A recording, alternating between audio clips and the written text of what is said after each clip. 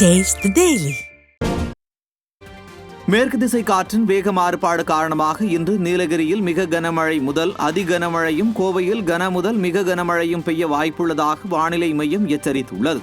தமிழகத்தில் ஒரு சில இடங்களில், புதுச்சேரி மற்றும் காரைக்கால் பகுதிகளில் இடி மின்னலுடன் கூடிய மிதமான மழை இன்று பெய்யக்கூடும் என வானிலை மையம் தெரிவித்துள்ளது.